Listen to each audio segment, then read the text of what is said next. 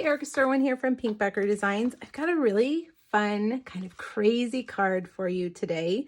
It says, when nothing goes right, go left. This would be a really fun encouragement card. I am using the Sweet Farewell stamp set, which is the airplane right here, the paper airplane. But I decided to use a different sentiment. This is one of my new favorites. It's called Lighthearted Lines, and I am using this one right here. When nothing goes right, go left. I thought that was very clever. We're going to create those holes, not with circle dies, but with this die, which I guess is a circle die, but it's called the Picture This dies. It comes with two different dies, the circles and the rectangles. And we're going to cut out two different ways on our paper, and we're going to layer these papers up. You're going to need a lot of dimensionals for this. But before we do that, we're going to stamp that crazy paper airplane all over these three pieces. I have a balmy blue card base, 4 1/4 by 11. Then I've got two 3 3/4 by 5-inch pieces of balmy blue. So I'm going to take balmy blue ink, and I'm just going to start, and I'm going to twist it and go in all different directions. We want these crazy paper airplanes to be all over. And we want the little tail end to show as well, because that really creates some movement on your card. Now you can stamp kind of like this and do two at once. Okay. Let's go all over our paper. We want those paper airplanes just moving like crazy. And I like to have some hanging off the edges because our circles are in the middle, and we want to be able to see some of those paper airplanes on the edges as well. All right. All over the place. And let's do that there. And then let's do a little curly Q there. And I think I will take the little dotted line and add it to some of the edges as well. That creates lots of fun interest. This one looks pretty good. Okay. Now we're also going to stamp this paper airplane 3 times on basic white. 1, 2, 3. Okay.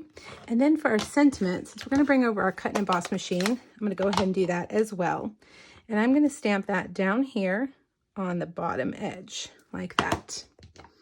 Now I'm going to cut that off because we're going to need to not cut that piece with the dies.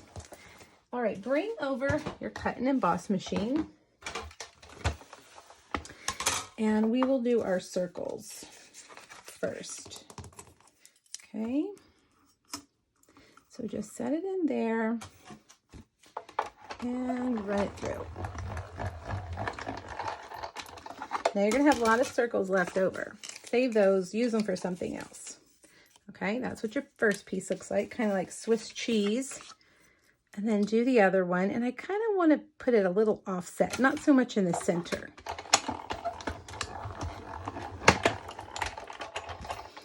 All right, and while we have the cut and emboss machine over here, let's cut out our sentiment. I'm using the large message die, and we're going to use this one right here. So I've got to center that right over our words. Lay that down and run it through. Yes, it's noisy. Don't worry. It's supposed to do that. There you go. I love that long banner. Okay. Now we're going to cut these out. There's no die for this stamp set. I know I can hear the moans and groans, but that's okay. These are just super easy straight lines to cut out, and we're not cutting out the dotted lines, so don't worry. Cut off all your extra cardstock.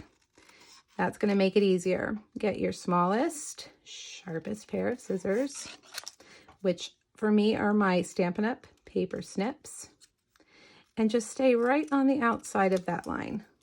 Easy. These are the easiest thing to fussy cut. All right, so do all 3 of them.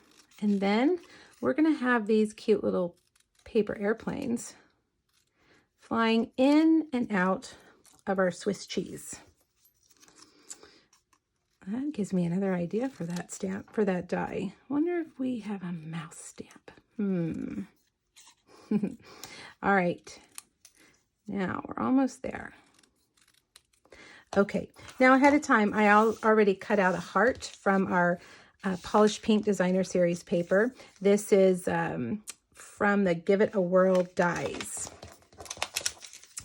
Okay, now let's get dimensionals. We're gonna do one of our pieces first. It doesn't really matter which one. And I'm gonna just put lots of dimensionals here.